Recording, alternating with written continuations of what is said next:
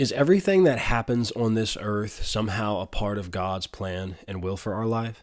Well, look at this in Ephesians 1, chapter 11. It says, "In him also we have obtained an inheritance, being predestined according to the purpose of him who works all things, according to the counsel of his will." Is that verse saying that everything that happens on this earth, every choice that people make, every crime or sin that they commit is somehow a part of God's plan and his will? Is that what this verse is saying? Well, some people would stumble on the fact that he says all things in this. But what a lot of people do is that they'll take verses like this out of their context and out of their setting while ignoring hundreds of other scriptures that contradict the idea that they're trying to present, such as this one, that every single thing that happens on this earth is somehow a part of God's plan and his will, particularly because he says all things. If you look at the context of this, he's talking to believers. He's writing to us and about the things that we have and that belong to us in Christ as believers. What's interesting, in verse 10, he says, "In the dispensation of the fullness of times, he might gather together in one all things in Christ, both which are in heaven and which are on earth, in him."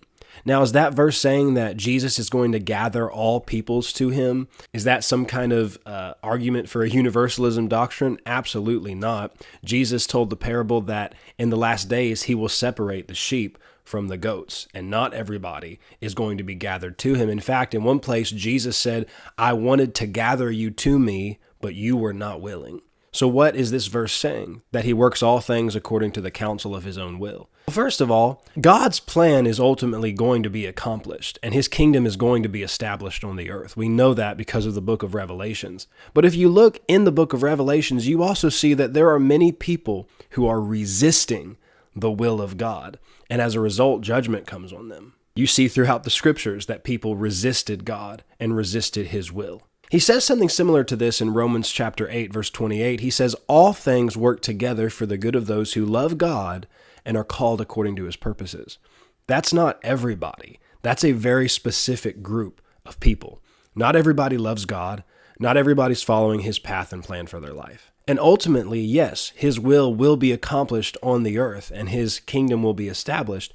That does not mean that everything that people are doing and the choices that they are making are a part of his plan and his will for their life. Think about what that is implying. That's implying that somehow God is involved in the human trafficking, the abuse, the murder, the theft, all these sins and wicked things that have nothing to do with God, and implying that God is working those things out according to his will.